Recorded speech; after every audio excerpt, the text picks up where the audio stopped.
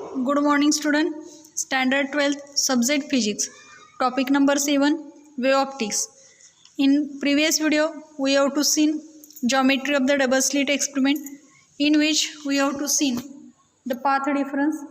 Path difference which is denoted by the letter delta L, which is equal to, we have to get the value y small d upon capital D, where d be the distance between two slits, that is S1 and S2. Capital D be the distance between slit and screen. Then we have to see condition for constructive interference pattern, the path difference between constructive interference pattern which is equal to काय आलं होतं त्या ठिकाणी n lambda. Therefore we have to get the value y is equal to n lambda capital D upon काय मिळाली होती त्या ठिकाणी small d. Then we have to see the condition for destructive interference pattern, that is path difference between काय येणार आहे त्या ठिकाणी to destructive point which is equal to काय आलं होतं त्या ठिकाणी y small d upon capital d which is equal to half integral multiple of काय घेतलं होतं त्या ठिकाणी lambda. That is we have to get the value y n which is equal to n minus 1/2 lambda capital d upon काय घेतलं होतं आपण त्या ठिकाणी small d. Then we have to scene fringe width. Fringe width means काय सांगितलं होतं, distance between two successive bright Brian असेल किंवा distance between two successive dark Brian असेल त्यांच्यामधलं जे डिस्टन्स आहे त्याला आपण काय म्हटलं होतं त्या ठिकाणी फ्रिंज विड्थ असं म्हटलं होतं.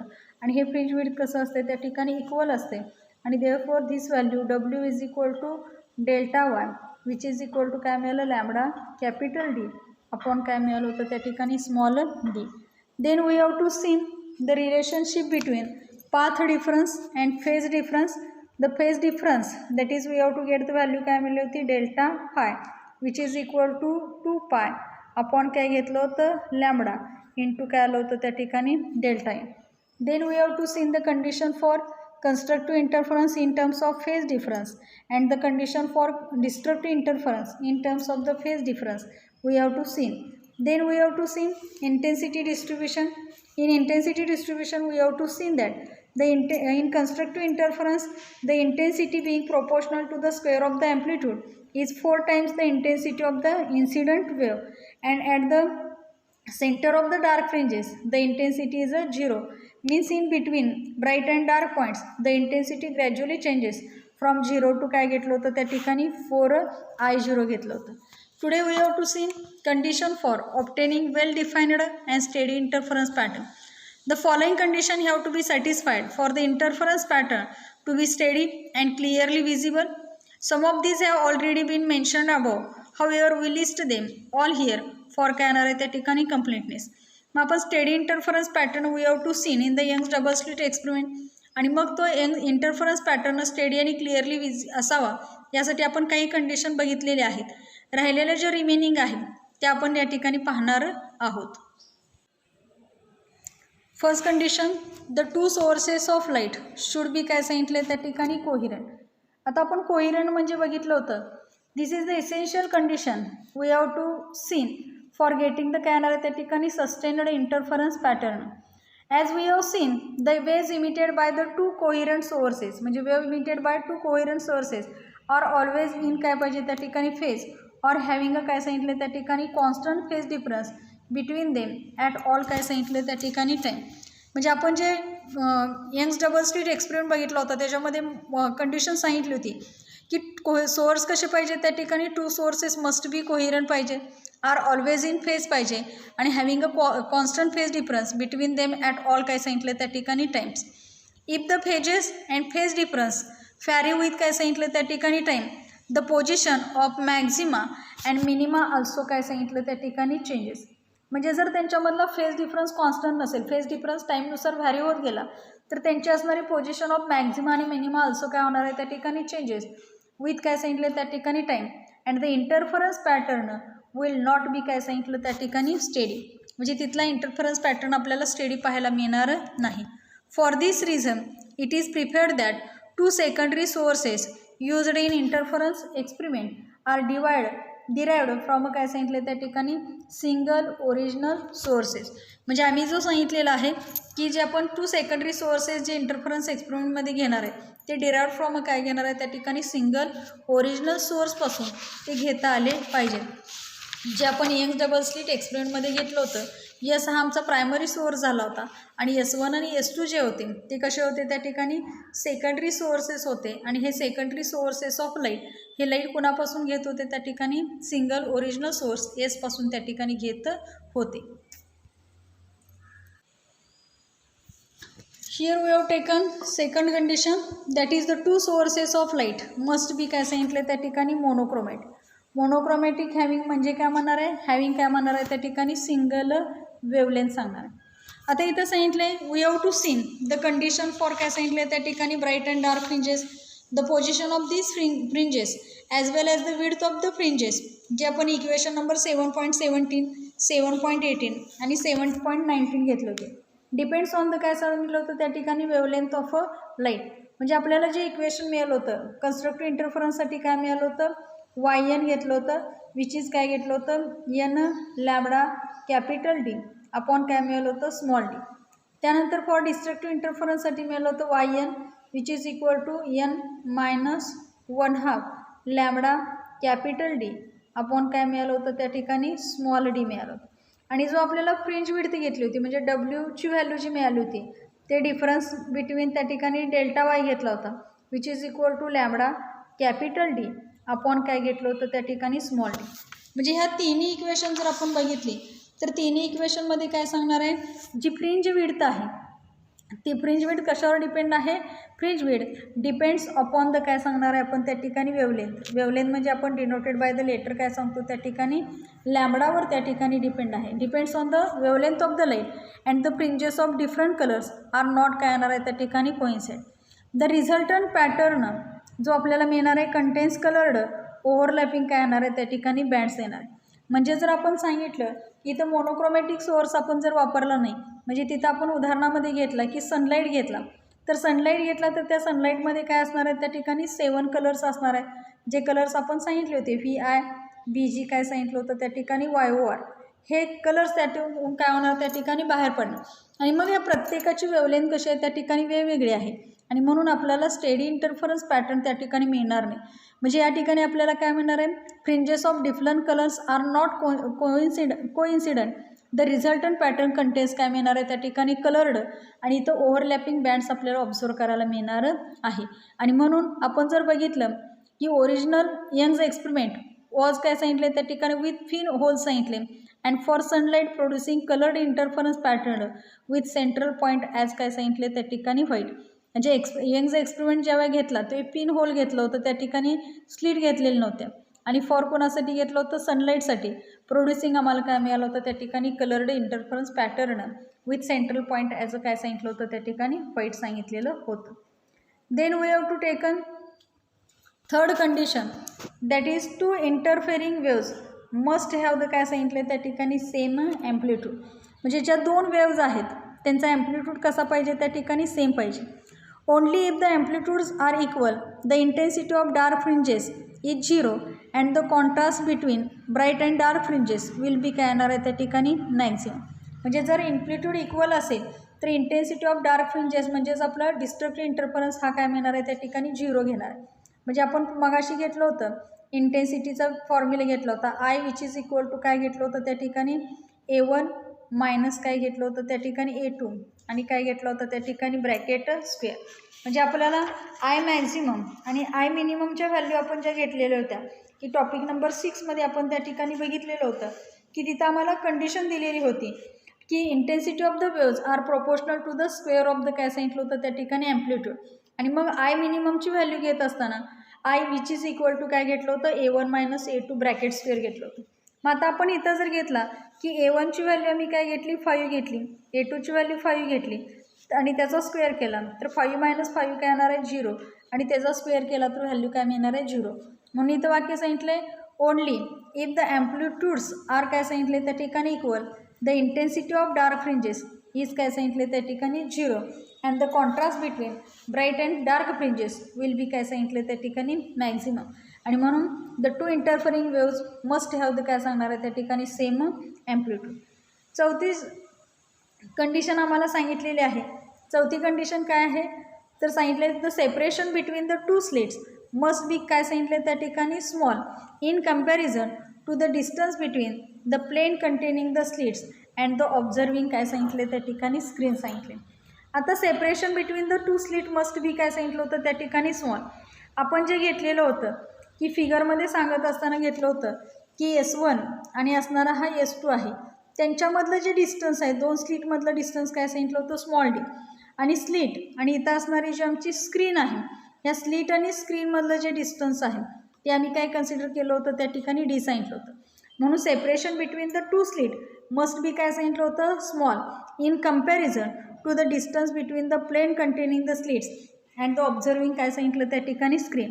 This is necessary as only the काय सांगितलं त्या ठिकाणी in this case the width of fringes will be sufficiently larger to be काय सांगितले त्या ठिकाणी मेजरेबल सांगितले and the fringes are well separated and can be clearly काय सांगितलं त्या ठिकाणी सीन. आणि म्हणून आपल्याला जी फ्रिंज विड्थची व्हॅल्यू मिळाली होती डब्ल्यूची व्हॅल्यू जी आम्हाला मिळाली होती विच इज इक्वल टू काय घेतली होती delta y which is equal to lambda capital d upon काय घेतलं होतं त्या ठिकाणी स्मॉल डी घेतलं होतं. कॅपिटल डी म्हणजे काय घेतलं होतं डिस्टन्स बिटवीन स्लिट आणि स्क्रीनमधलं डिस्टन्स आणि स्मॉल डी म्हणजे काय घेतलं होतं डिस्टन्स बिटवीन किंवा separation between the two slit जे आहे ते मस्ट बी काय पाहिजे आम्हाला त्या ठिकाणी स्मॉल पाहिजे. जर स्मॉल असेल तर fringes are well separated and can be clearly काय सांगितलं त्या ठिकाणी सीन. देन नेक्स्ट कंडिशन आम्ही जी घेतलेली आहे ती नेक्स्ट कंडिशन काय सांगितल्या the two slits should be काय सांगितले त्या ठिकाणी नॅरो. म्हणजे दोन स्लिट कशा पाहिजेत त्या ठिकाणी नॅरो पाहिजे. इफ द स्लिट्स आर काय सांगितलं त्या ठिकाणी ब्रॉड स्लिट काय झाल्या ब्रॉड झाल्या the distances from different points along the slit to given point on the screen are significantly काय सांगितलं त्या ठिकाणी different and therefore the waves coming through the same slit will interfere among themselves causes काय सांगितले त्या ठिकाणी blurring of the interference pattern.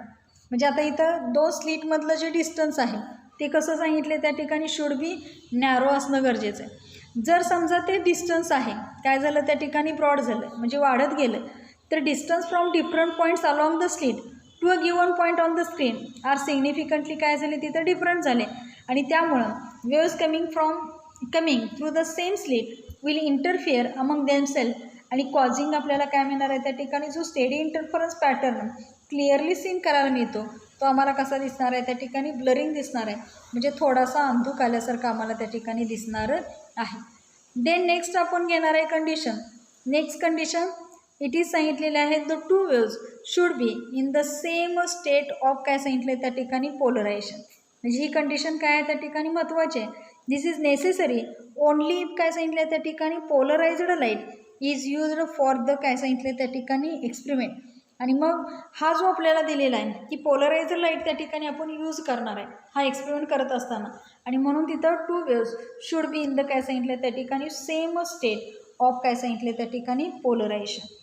Then सांगितले methods for obtaining कोहिरंट काय सांगितलं त्या ठिकाणी सोर्सेस. आता कोहिरंट सोर्सेस आपल्याला घ्यायचे असतील तर त्यासाठी मेथड कुठली आहे तर आपण सांगितलं होतं in Young's double slit experiment we obtain two coherent sources by making the काय सांगितलं त्या ठिकाणी light from a single source passes through the काय सांगितलं त्या ठिकाणी two narrow slits. There are other ways to get two coherent sources which we have to discussed here. म्हणजे आम्ही सांगितलं जर आपल्याला कोहिरंट सोर्सेस घ्यायचे असतील तर त्यासाठी मेथड काय आहे की आपण यंग डबल स्लिट एक्सपेरिमेंट म्हटलं होतं की दोन कोहिरंट सोर्सेस होते. एक आपण S1 आणि S2 घेतला होता तो कुणापासून घेतला होता फ्रॉम सिंगल सोर्सेस घेतला होता passing through two narrow slits घेतल्या होत्या आणि त्याच्यासाठी दोन वेज आहेत की आपल्याला टू कोहिरंट सोर्सेस त्या ठिकाणी ते कोणकोणते आहेत तर एक मेथड जे आपल्याला दिलेले आहे त्या ठिकाणी लॉइड्स मिरर असे एक दिलेले आहे आणि दुसरे दिलेले आहे कुठली त्या ठिकाणी प्रेझनर बाय प्रिझम हा एक्सपेरिमेंट आपल्याला या ठिकाणी दिलेला आहे. आता पहिली जी घेतलेली आहे लॉइड्स मिरर आपण घेणार आहे. This is an extensively used काय सांगितलं त्या ठिकाणी device. The light from a source made to form on at काय सांगितलं त्या ठिकाणी grazing angle on a plane mirror as shown in the काय सांगितलं त्या ठिकाणी फिगर. आता तुमच्या पुस्तकामध्ये फिगर या ठिकाणी दिलेली आहे. आता फिगर देत असताना लाईट्स मिरर आपल्याला जो सांगितलेला आहे त्याची फिगर आपल्याला दिसते.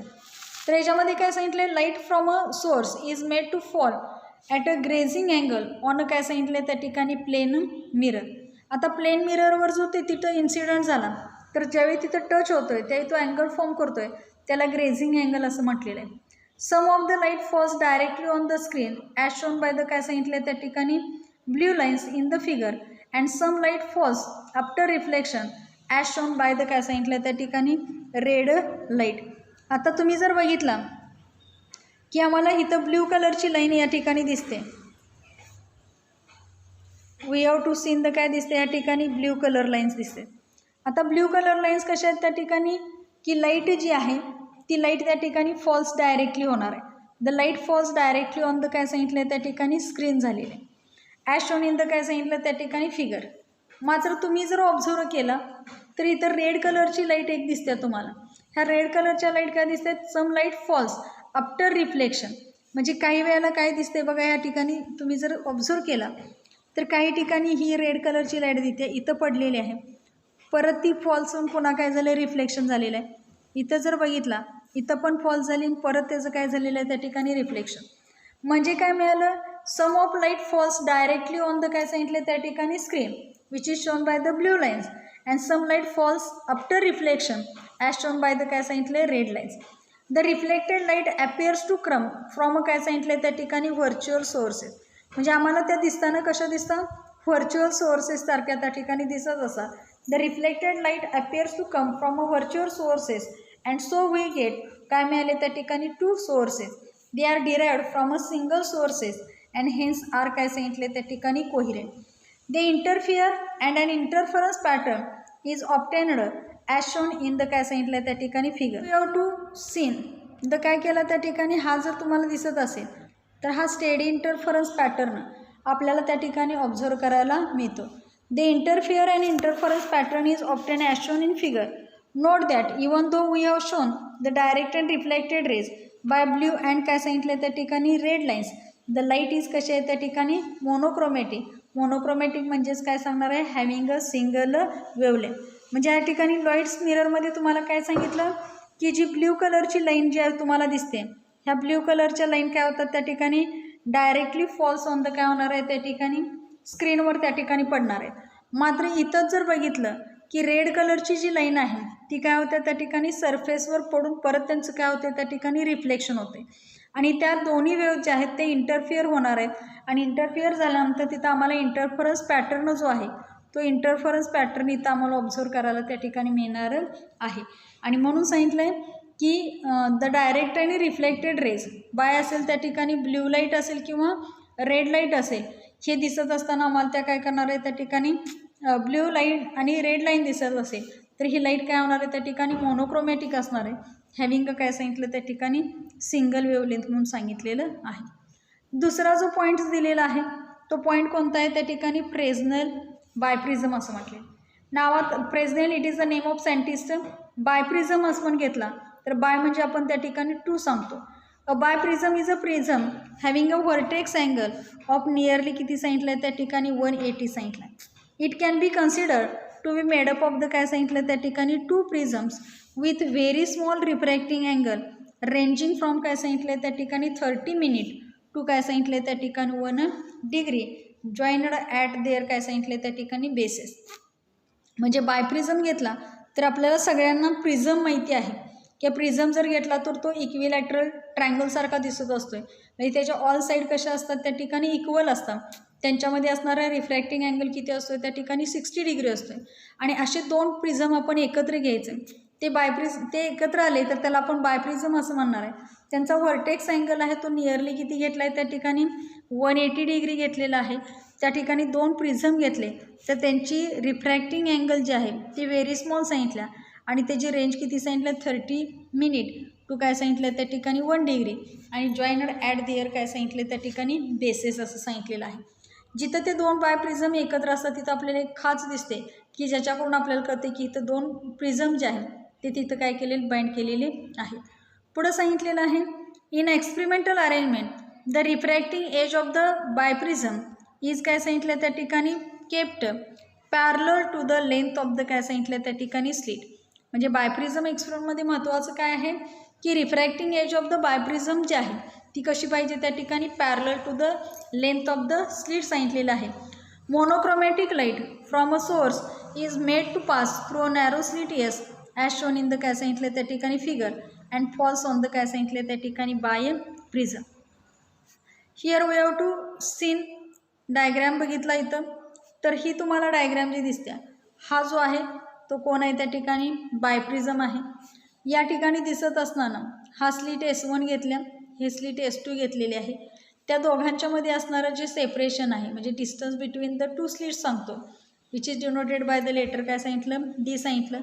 इथं असणारी स्लिट आणि इथं असणारी स्क्रीन यांच्यामधलं जे डिस्टन्स आहे ते स्लिट आणि स्क्रीनमधलं डिस्टन्स आम्ही कशाने दाखवले त्या ठिकाणी कॅपिटल Dनं दाखवलेलं आहे. आता आम्हाला काय सांगितलं की इथं असणारी स्लिट आपण सांगितली आणि इथं असणारी बायप्रिझम आपण जो घेतलेला आहे. रिफ्रॅक्टिंग एज ऑफ द बायप्रिझम आणि इथं असणारी लेंथ ऑफ द स्क्रीन एकमेकाला कशा पाहिजे त्या ठिकाणी केप्ट पॅरलर टू काय सांगितले त्या ठिकाणी इच अदर. आता पॅरलल आल्यानंतर जर बघितलं तुम्ही या फिगरमध्ये तर या ठिकाणी सोर्स एसपासून आलेले जे लाईट आहे म्हणजे एसपासून आलेल्या लाईट आपल्याला जर बघितल्या ह्या लाईट काय झाले त्या ठिकाणी बायप्रिझमवर इथं इन्सिडंट झाले. हा बायप्रिझमवर इन्सिडंट झाल्यानंतर परत काय झालेलं आहे त्या ठिकाणी रिफ्रॅक्शन आपल्याला मिळते आणि रिफ्रॅक्शन मिळत असताना जर तुम्ही बघितला की हा इथला पॉईंट जो दिसतोय हा पॉईंट इथून दिसतोय, ही लाईट इथनं काय झाली त्या ठिकाणी रिफ्रॅक्टेड झाली. हा सेकंडला दिसतोय, इथून ही लाईट काय झाली पास झाली. हा आपला तिसरा रेज जो दिसतोय तिथून तो काय झाला या ठिकाणी हा पास झाला. म्हणजे अशा पद्धतीनं आम्हाला या ठिकाणी हा S1 सोर्स आणि S2 सोर्स जो आहेत त्यांच्यापासून आम्हाला हे रिफ्लेक्टेड रेज जे आहेत ती या ठिकाणी पाहायला ऑब्झर्व करायला मिळत असतं. आता तुम्ही जर बघितलं तर फिगरमध्ये तुम्हाला या ठिकाणी हा जो एक पॅटर्न दिसतो इथं तुम्हाला काहीतरी एक आकृती दिसते त्याला आपण काय म्हटले त्या ठिकाणी सुपरपोजिशन रिजन असं त्याला त्या ठिकाणी म्हटले. मग इथं काय सांगितलं two walls of the biprism from virtual images S1 आणि S2. म्हणजे आता हे आपण काय घेतले हा सेकंडरी सोर्सेस आहेत म्हणजे हे इमेजेस कशा आहेत, ह्या इमेजेस कशा आहेत त्या ठिकाणी biprism from two virtual images एक S1 आणि काय घेतले त्या ठिकाणी S2. These are the coherent sources obtained from a single secondary source काय सांगितलं त्या ठिकाणी S. The two waves coming from S1 आणि S2 इंटरफिअर अँड फ्रॉम काय सांगितले त्या ठिकाणी interference fringes like that in Young's double slit experiment in the shaded region shown in the काय सांगितले फिगर. हा जो तुम्हाला इथं दिसतोय शेडेड रिजन ह्याच्यामध्ये आम्हाला काय दिसणार आहे त्या ठिकाणी इंटरफरन्स पॅटर्न जो आहे म्हणजे यंग डबल स्लिट एक्सपेरिमेंटमध्ये एकदा इंटेन्सिटी मॅक्झिमम एकदा इंटेन्सिटी मिनिमम जे दिसलं होतं तो पॉईंट आम्हाला या ठिकाणी ऑब्झर्व करायला मिळणार आहे. म्हणजे जे आम्ही सांगितलं की two coherent sources can be obtained by two method सांगितल्या. एक मेथड जी सांगितलेली आहे ती लॉइड्स मिरर मेथड सांगितली आणि दुसरी मेथड कुठली सांगितली त्या ठिकाणी फ्रेझनल बायप्रिझम ही मेथड आपण काय केलेली या ठिकाणी पाहिलेली